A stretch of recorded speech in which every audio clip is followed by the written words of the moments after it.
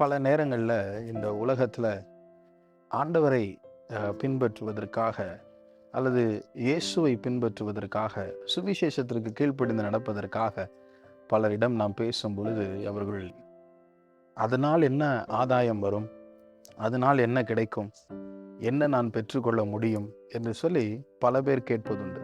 சில சமயங்களிலே இந்த உலகத்தில் இருக்கிற காரியங்களை நான் எப்படி விட்டு வர முடியும் என்று சொல்லி அந்த காரியங்களுக்காக இயேசுவை பின்பற்றாமல் அல்லது சுவிசேஷத்திற்கு கீழ்ப்படியாமல் பல பேர் இருப்பதை நாம் கேள்விப்பட்டிருக்கிறோம், அல்லது ஊழிய அழைப்பை நிறைவேற்றாமல் இருப்பதை நாம் பார்த்திருக்கிறோம்.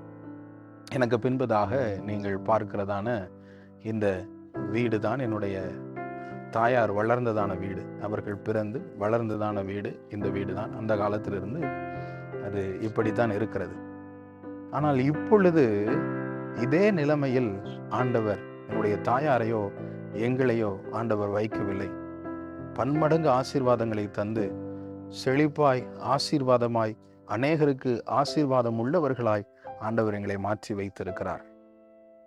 நாம் மார்க் 10:29-30 நாம் வாசிக்கிறோம், எவனாவது என்ன நிமித்தமோ அல்லது சுவிசேஷத்து நிமித்தமோ தகப்பனையோ தாயையோ சகோதரையோ சகோதரனையோ வீட்டையாவது விட்டு வந்தால் இம்மையில் மாத்திரமல்ல, இம்மையில் 100 அவனுக்கு கொடுப்பேன் என்பது மாத்திரமல்ல, மறுமையில் நித்திய ஜீவனை அடைவான் என்று சொல்கிறார். பிரியமான தேவனுடைய பிள்ளைகளே, இம்மையில் நீங்கள் இயேசுவுக்காக எதை இழந்து நீங்கள் கடந்து வந்தாலும் அதை 100 இந்த உலகத்தில் தருவது மாத்திரமல்லாமல் நித்திய ஜீவனை உங்களுக்காக வைத்திருக்கிறார். ஆமென்.